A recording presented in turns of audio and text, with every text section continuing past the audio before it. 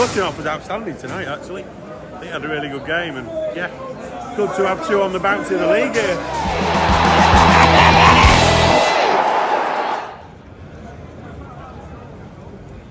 Just before I talk to the fans who are down here today and ask them, because a lot of people say this, are Tottenham City's jinx club? Obviously, City played them earlier in the season and went out the Carabao Cup as a result of that. Last season we played them in the FA Cup and we played them in the league, and Ortega made that save and City went on to win the Premier League title. So I'm not convinced that these are a bogey club. But before I talk to fans and find out what they think, I've been speaking to Paul Stewart, the former City and Spurs striker. He was on the audio podcast that I do each and every week, which is available on SoundCloud. You can find it on my social media. The links to it is also on iTunes, Spotify. We were talking about all sorts of things. The Liverpool game, which of course he was a former Liverpool player, but also looking ahead to this, and activities off the field, ticket distribution, all that sort of thing. So give it a listen. But anyway, here's what Paul Stewart has to say about this game against the Spurs side, who come into this one having won 3 Premier League games in a row. When you say they've won 3 in a row, did you watch the 3 in a row? The last game, I don't think it was, which would normally have been a spectacle against Manchester United, and it would have been, everybody would have been in pubs and home watching it. Nobody was bothered. They knew that there were 2 teams that weren't playing at their best, and that would be fair to say. I think City will win it comfortably. Because I was at the Newcastle game the week before they played Liverpool, and City were phenomenal. When they scored 3, Newcastle didn't really get out of their own half, and they've got Isak up front, and that's the thing with City at the moment. You don't know what team's going to turn up, and when Pep keeps tinkering to find the right results, the right formation without the players, it's difficult to know what City's turning up. You get spoiled, don't you? Because when you go every week, when they were winning stuff, you knew it was just a formality. Now it's like it's a bit of a conundrum on which team's going to turn up here.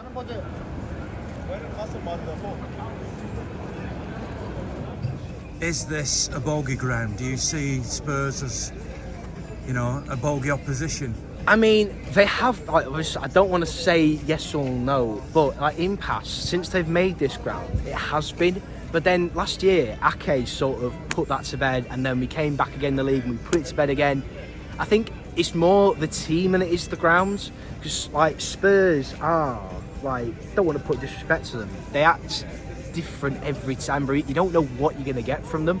And I always think we don't ever put enough respect on the squads they put out. Even when they have bad seasons, we just never quite. Well, the other year when we played them at home, we were 2-0 down at half time. We came back and won 4-2.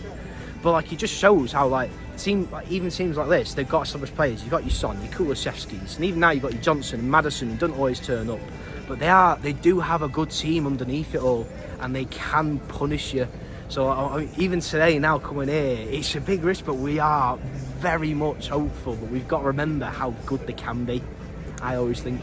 They've already beaten us 4-0 this season. They beat us. The League Cup, and Pep's I think he's tired of the League Cup now. Not that it ain't a good competition, but in terms of domestic competitions, if you can win the League Cup, or you can try and win the FA Cup, Champions League, and the league, we've trumbled out of the league and the Champions League, but we still got the FA Cup. But it's a very difficult one to go with. We were in a massive rut when they beat us 4-0, and we should have been way more prepared than we were to go up against them. That's what I mean. We've got to you've got to understand your opposition, and for some reason Pep never truly understands this opposition. I think. So we're going to win today. I think it's going to be a 2-1 win. I think they've had a few ups and downs. We've on a bit more of an up than a down. We've had a few losses, but we've had a better momentum than people give us credit for. I think of this ground, definitely, since they've been here. Although, on saying that, there's some bad memories of them playing us at our place as well. I remember Gareth Bale's good goal, probably 10 years ago now. So, yeah, always, classic City fan, but especially against Spurs, always nervous. So are you a superstitious fan? I mean, you're saying that there might be a little bit of truth in that, but come on, it's just a statistic, isn't it? Well, no, I'm not superstitious. I wouldn't say I'm superstitious. I just think that. Well, now you say that. You're going to touch wood, aren't you? No, but now I sort of think about it. Well, Spurs, from back from that Gareth Bale goal at our place many years ago, it's two totally different teams now. But the story feels the same, so maybe I am a little bit. They're going to win today then, City? 3-0 Spurs. So you're not worried then, really? No, not at all. Same here. I used to think it was a Birmingham, but now obviously we won them a couple of times. I think it's just an us thing at the minute. I think we turn up one week, like against Newcastle, we're absolutely superb. Real Madrid, I went and obviously never turned up. Liverpool, we sort of turned up, but couldn't get their final, obviously third into the net or whatever. But Haaland's back tonight, so maybe to draw a few defenders out, and maybe we to unleash Mamouche again. I assume you were at Arsenal a few weeks ago as well. Oh yeah. That's not far away from here, no, is it? Just we spend half my life down London. I mean, I follow home and away everywhere. I spend half my life down here, so it's not a London thing. I just think it's just an us thing at the minute. So, what is your instinct about tonight? Since we're going to get the win? I think we all think, fancy about. I mean, if we turn out to 3-1 or something, because these are the same as us, aren't they? They're to miss. I mean, they turn up or they don't. I mean, they turned up the other day, so they might not tonight, hopefully. So, fingers crossed, I fancy us 3-1.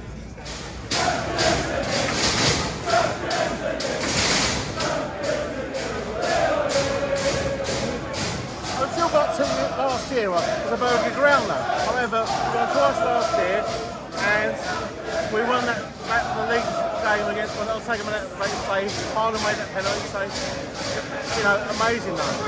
But this year, I didn't come off the Hoover, and we lost. So I'm back here again now. That's why I've come back here now. So come on, sit. So you're the problem. Well, I did come back in 2020 with all COVID problems, But anyway, other than that, though, yes. Hopefully we'll get a win tonight, and we need to, though. And what do you think of where City are at the moment? Obviously, they've become a little inconsistent. I think it's a bad transition period, though. I think when we reflect now, right, we should have regrouped and put the type of players for 2023. After the Champions League, the treble, what was season though, we should have moved some players on there and then though. However, we didn't know. We're stuck loyal. They want to do this, and so yeah, it's good to reflect though. But now, we'll make more great sign in the summer, in January. I mean, three of them been outstanding though. We'll move Cousin North, Nico Gonzalez. We don't see much recently as though. I'm telling you, I think it's really possible in the future, and we're going to go again though.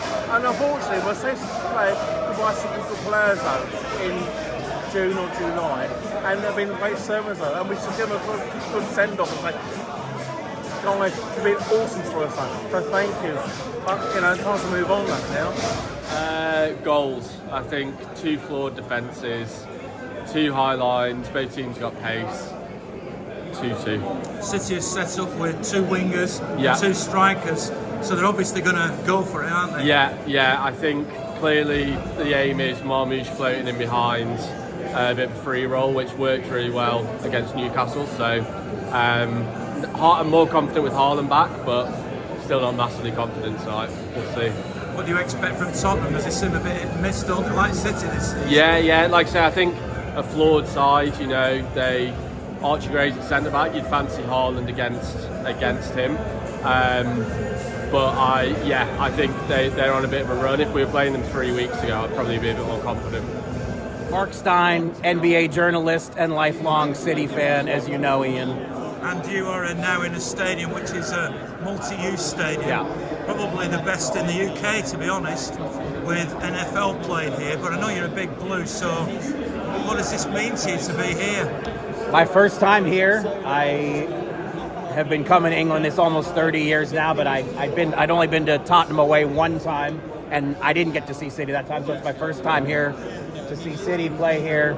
Sneaked away from work. It's a crazy time in the NBA right now, but I sneaked away for 3 games, was there Sunday for the Liverpool game, and I'll be at the weekend for the Plymouth game. But there's nothing like an away game. Seriously, like just to be out in the concourse just now, and the way the fans sing, like that's as good as the game itself. Like that's something we don't have in the United States. Like just sitting in that concourse for 10 minutes and hearing champions, ole, ole, ole, champions again, ole, ole, ole, for 10 minutes straight with no interruption, like, it gives you goosebumps. Given that I know you're a diehard City fan, that is without question, but you are nevertheless most of the time in the States. Can you explain, as a journalist and as a far-flung blue, what's been happening this season? Look, it's been as hard to take from 5,000 miles away as it is when you're there every day. I mean, this has obviously been a really difficult season. Hard to believe. Everything that could go wrong, it seems, has gone wrong. But it's obviously still a very dangerous team. Still have the FA Cup to play for. Make sure we don't slip out of the top 4 in the league. I mean, it's been such an incredible run the last 5 years that, I mean, what are we supposed to do? Get mad? Like, I mean, it's been a joyride these last 5, 6, 7, 8, 9 years. At some point, stuff is not going to go your way, and, you know, it's sport. And I mean, I think the biggest thing this season is, like, I mean, I was invited to Fulham Palace on Saturday, which I went to before coming to see City, invited by a friend who's a Fulham season ticket holder. And just, I feel like the level of the league has been raised so much, and I think so much of it is down to Pep and the way we play, and all these other teams. The standard of the Premier League has been raised so much that, you know, even Palace was unreal at Fulham on Saturday. The football that they played, and I you know, selfishly, and, you know, maybe it's with blinders on or City goggles or whatever you want to say, but I do feel like that Pep is a factor in that just the tempo that every game in the Premier League is played at. I do think that City has a lot to do with it. What do you make of the Club World Cup then? I mean, taking that seriously? Unbelievably excited because, look, it's been a long season as it is, so I'm sure you could make the argument more games at the end of a long and difficult season. That's going to be hard for the club to deal with, but these are competitive games coming to the United States, which it's the first time we've had City in the States. I've seen a bunch of City friendlies in the States over the last 15 years. If you want to go back to the 80s, City used to come and play the Cosmos in the NASL. I mean, so it's not new to have City in the States, but it is new to have City playing competitive games in the States. These are competitive games, and so for any blue who lives in the States, I mean, it's obviously going to be a special thing. But most of those fans who are singing under the concourse here won't be there, will they? I mean, like, again, the demands that it takes to go to all these away games, I'm sure to now think, how do I get to the States for that? Of course, it's a challenge, but I also have a lot, you know, I've been coming here again almost 30 years, and I've met so many people who, I'm sure there will be plenty of people who find a way to go, because wherever City play, they want to be there.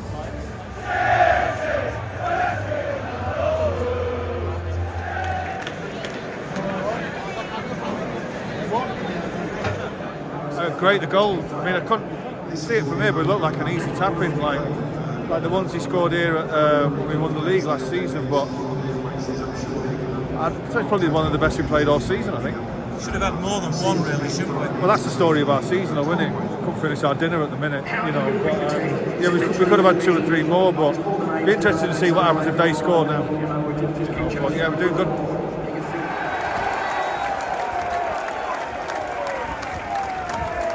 Hard work, mate, in the end, but a great result.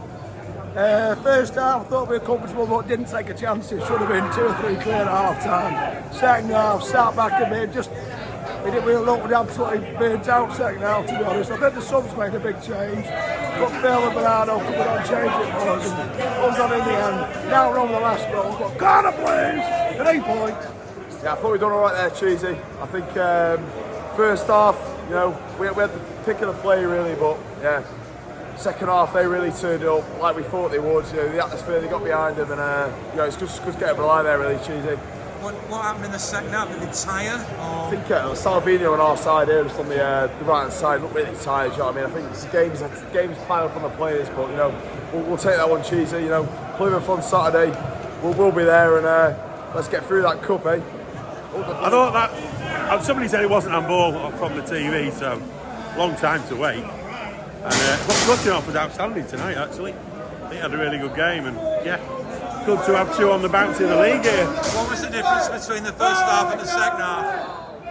I don't know, I think we just stood off them a bit. I don't know, we didn't seem to come out with the same intensity that we had in the first half, and it took us a while to get a bit of control in the game. And we held on, and they couldn't finish their dinner, so yeah, happy days. It's a big confidence booster, because before the game I was talking to people about whether this is a jinx club or a hoodoo club. That's laid that to rest, hasn't it? I think we put that to rest last year. For me, that massive game last year, that could have gone the other way if Ortega hadn't made that save. So I think for me, that monkey came off last year. But when we weren't scoring in the first half, we could have gone in 3 or 4-0 up. We started to doubt. But fair dues, I think a bit of character there. I think from the lads at the back, particularly tonight. Well, it's good to see us get a nil. You know, that's always a positive. That's, you know, with Newcastle, you know, those signs are good. So, yeah, feeling better. We got there in the end, Cheesy. We got there in the end.